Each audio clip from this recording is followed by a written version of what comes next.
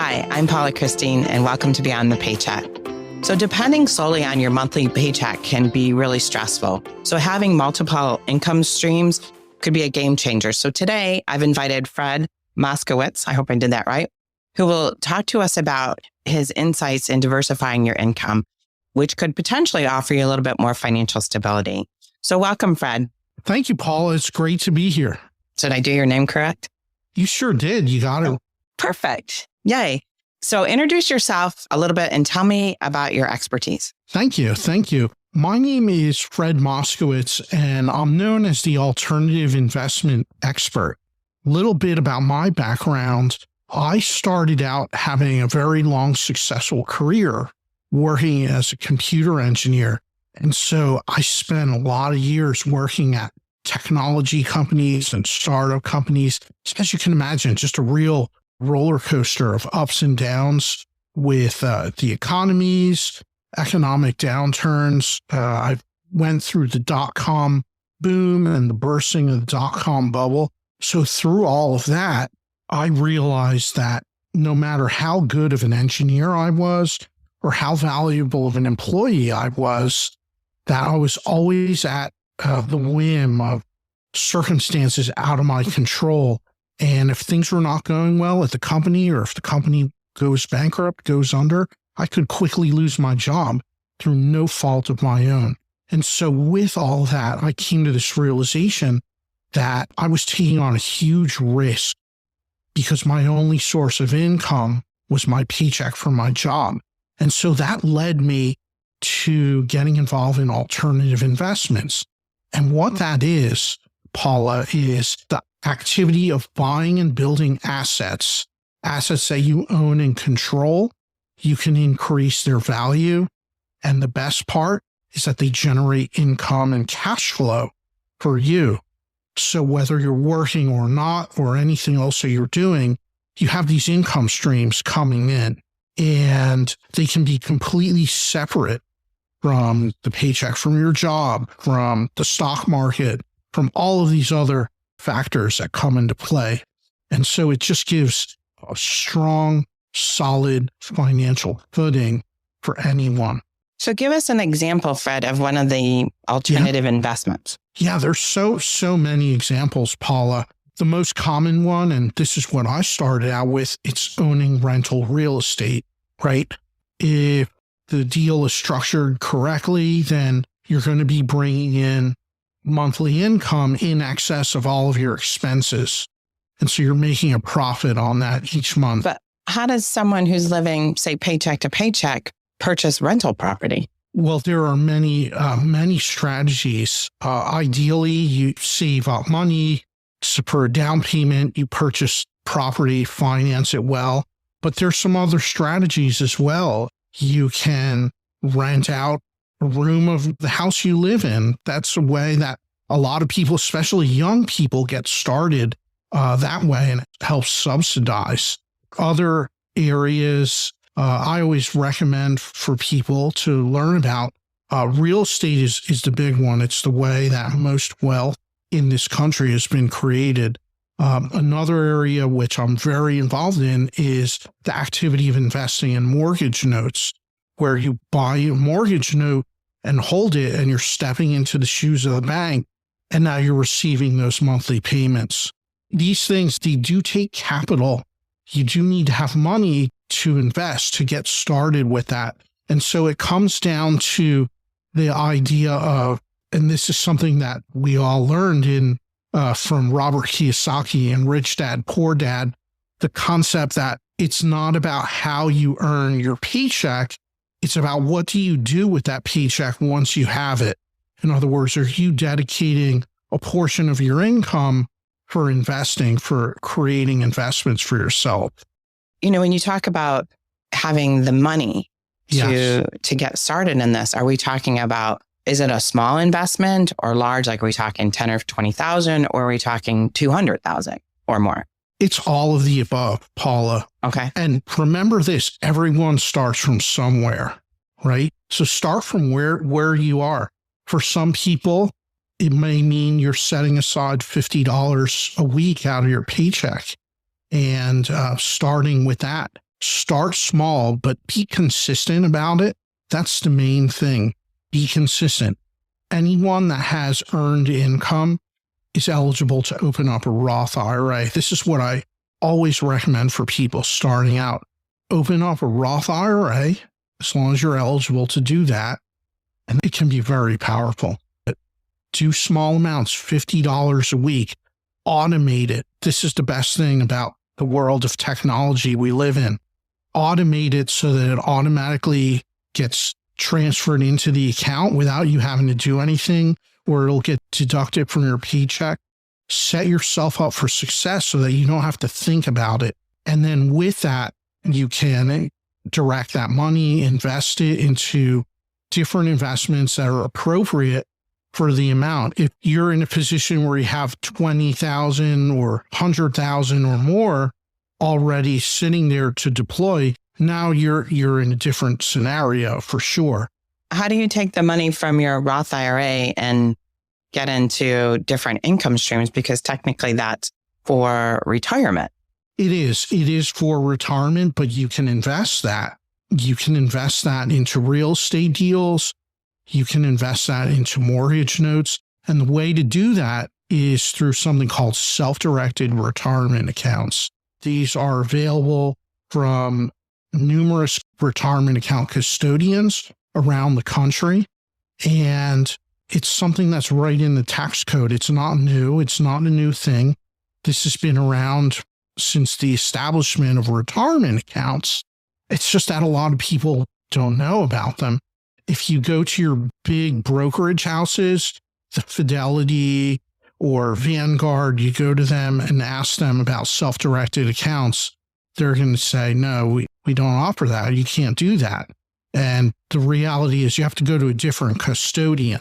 You can absolutely invest retirement account money into real estate or into private equity or into a local small business. You can even do lending. You can create loans in your retirement account and loan that out to real estate investors or a local business. You can do business purpose loans. There's so many options available. But how does that give me an income stream? Is that income, if I loan out to a business or something and then they pay me back, I get that with interest, but does that go back into my IRA? It does. Yes. Okay. So it's not necessarily giving me an income stream today, but an income stream down the road? For the future. Yes. Okay. Yes. And I always recommend for any investor, make this a part of what you do. If you're getting good at investing, do some of that in a retirement account because you can benefit from the tax advantages. It's really powerful.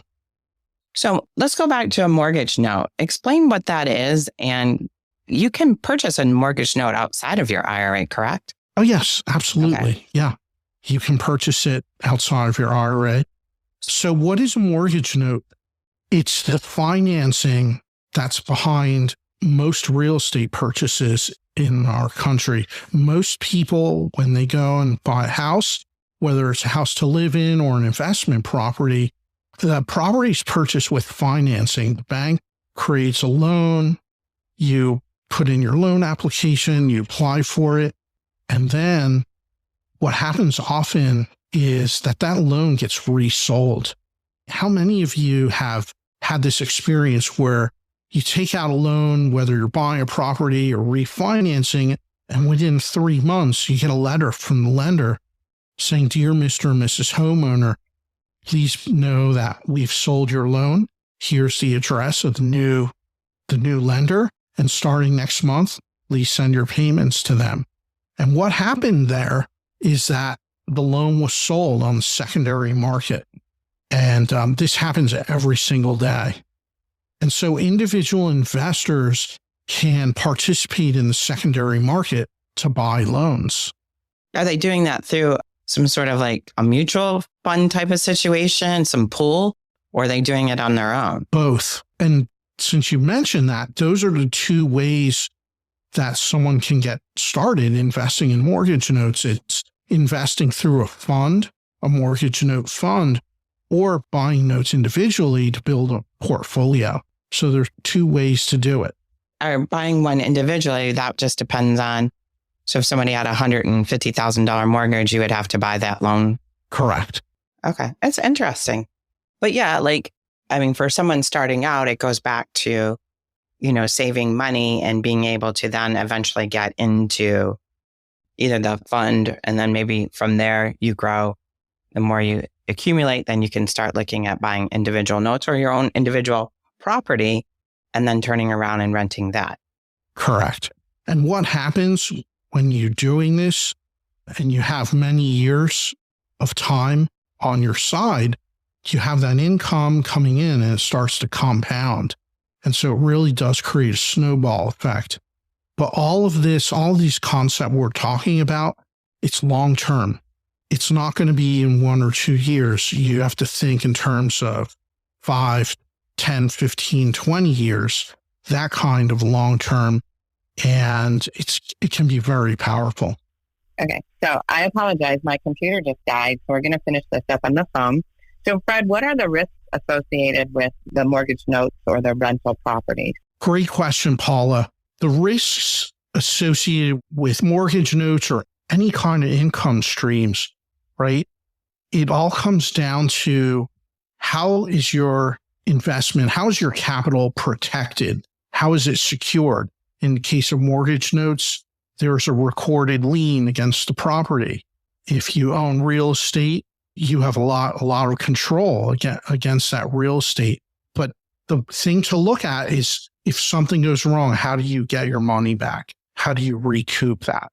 And so that's the lens through which to look at that and ask questions about and have a good understanding. But in most cases, when you own an asset, you can sell the asset. If it's not going smoothly or if there's problems, you can certainly sell it.